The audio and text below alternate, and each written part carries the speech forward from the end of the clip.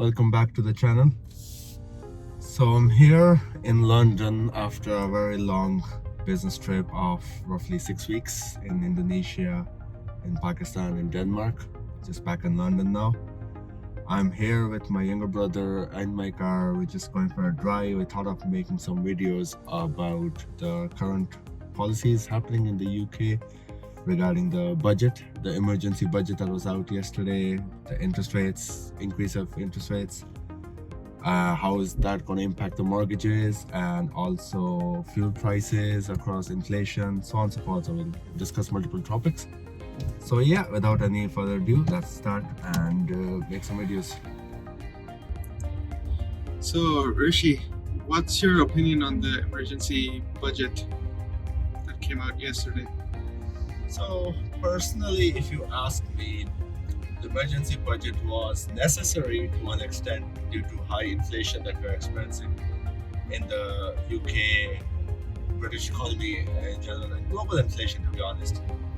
And although the fuel prices are decreasing globally and same in the UK, when I left for Indonesia, petrol was £1.84, 85. Now it's down to £1.60 at my local petrol station. Yeah.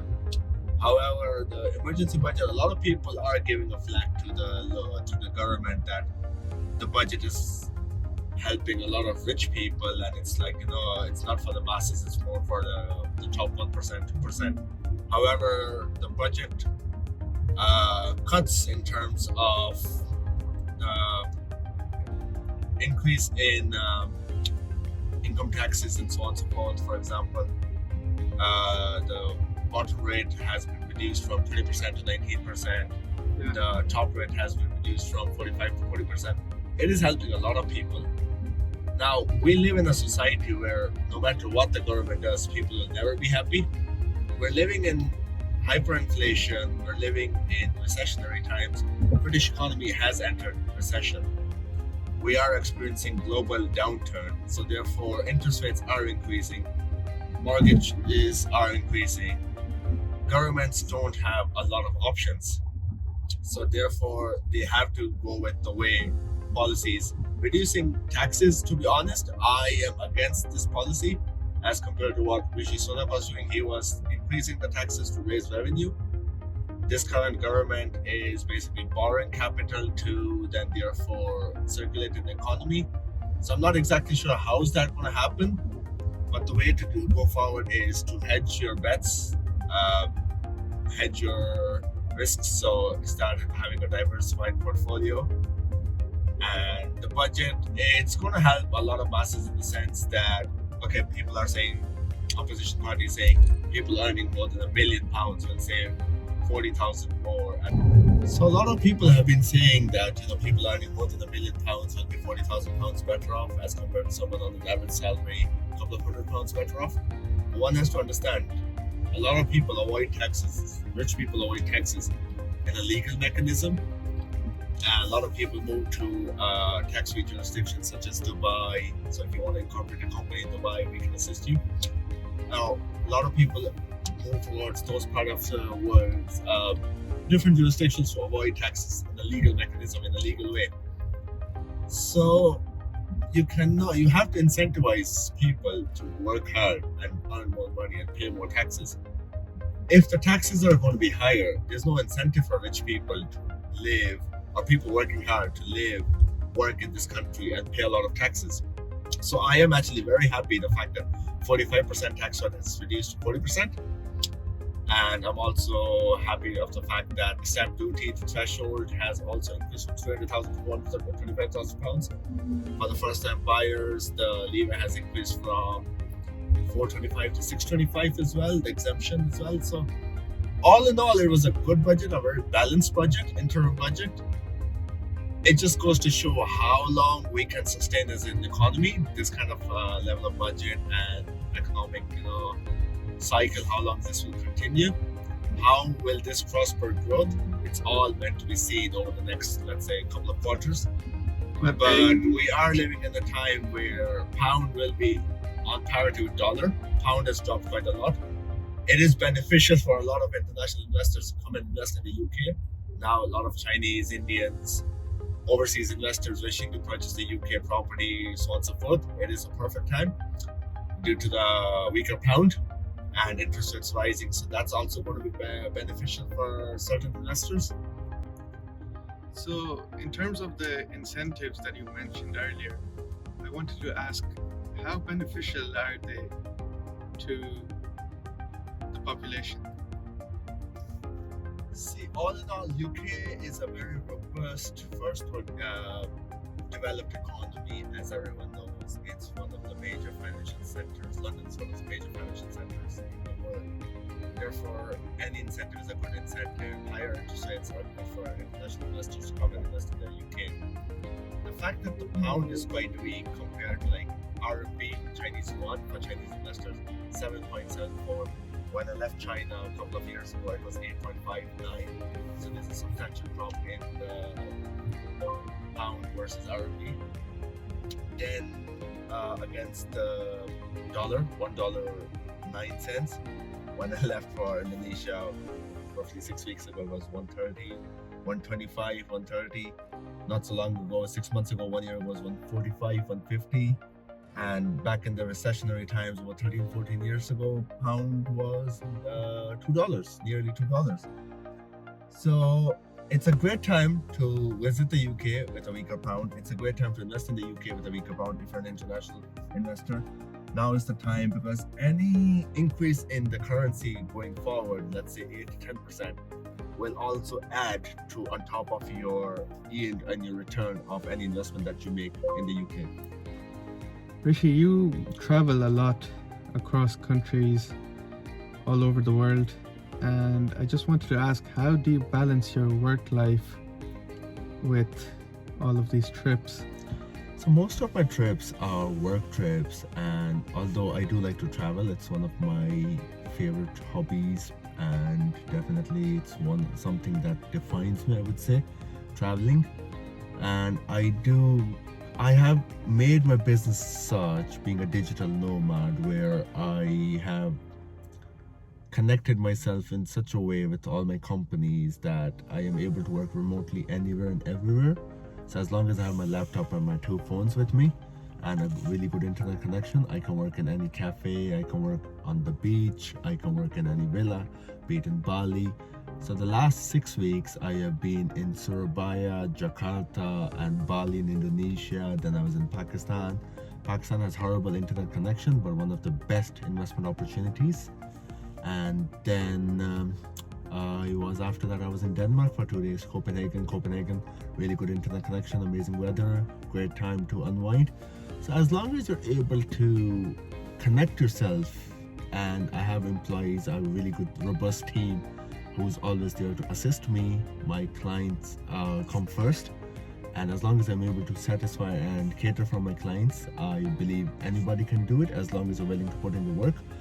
It does take a lot of physical and mental toll on the body, on the mental stress as well, but if you're able to balance, I go for walks, run, jog, so on and so forth, and yoga helps me as well. So as long as you're able to physically, swimming as well, if you're able to balance, then anything is possible.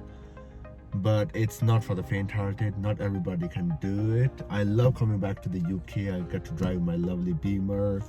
It's an amazing drive. I was driving a Honda in Indonesia. Of course, nothing beats a BMW. Being with the family in the UK, it's amazing, but of course for work, what can you do? You know, you gotta go and travel and work and live abroad and so on and so forth. So my next question for you is, what type of advice would you give to someone that's a couple of years younger than you, like say 5 or 6 years, that's looking to live a life similar to yours, you know, doing business all over the world, making connections? So what's the best approach for them, and what should they do? So ultimately, it all boils down to financial independence. You gotta key those words in your brain, you know, get them engraved in your brain cells. It's financial independence and also financial freedom. These 4 words, 2 statements you can say. Just before you continue, can you elaborate on financial independence for our viewers? Yeah, so financial independence is basically being able to do whenever and do whatever and whenever you want to, and not have to worry about mostly on the financial aspect of things. So for example, I wanted to buy this car. I have arranged my business. I have set up my business such a way I'm earning from my investments, and I'm earning from my income from my company, so on and so forth, my multiple companies. I was able to buy this car. Then being able to travel, like recently when I traveled to Indonesia, I traveled with Etihad business class, and once you go business, it's very difficult to fly economy. So to answer your question, what advice would you give? Get those words ingrained in your brain cells, work hard, be willing to work more than 12 to 18 hours per day. Now, a lot of people say you have to constantly work hard. It's not just working hard, it's also working smart. Work smart, work hard, have your goals ready, focus on the top 10 goals, or your top 10 goals, and initially focus on the first 5. If you focus on all 10, you will not be able to achieve all 10, but if you focus on 5 out of the 10, you'll definitely be able to achieve at least 3 out of those 5 out of your 10. So focus on your goals, see what you want to do. For me, I like to travel, so therefore I have interlinked my travel with my business. Some people like to their hobbies or pastimes is taking photographs, or make sure whatever you do you enjoy.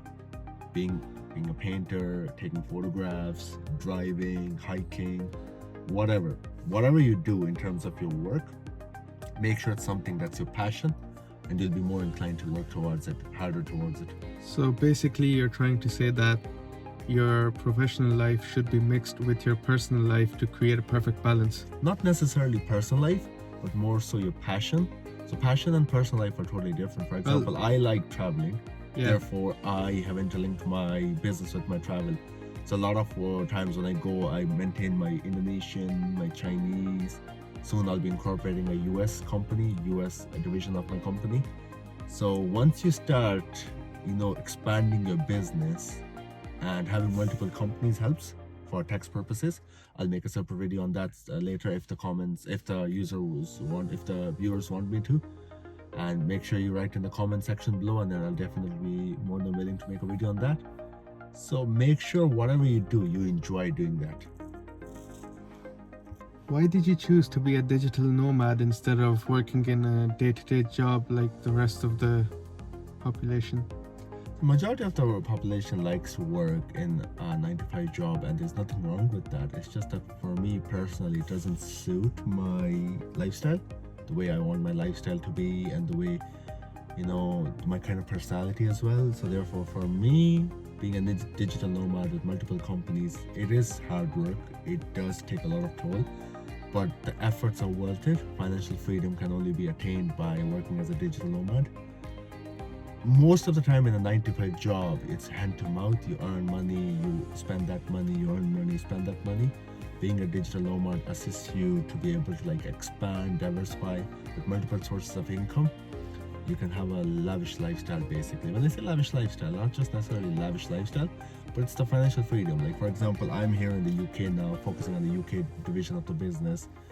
Month and a half later, I'll be heading back to Asia, working again in Asia. So that's the way it suits my personality. Alright guys, thank you so much for tuning in today. Please do like, share and subscribe to the channel. It's been a while since I haven't made videos, but I will try to make regular videos on the channels, and I'll be making a TikTok channel soon where I will try to post a daily video, short videos of just what's happening in the day-to-day financial world, what's happening in the economy, and just to keep my audience updated. Thank you so much for watching. Hope you enjoyed it, and please do hit me up with the comments as to what kind of videos, and give me feedback as well, what you would want to know more about and what you would want to watch.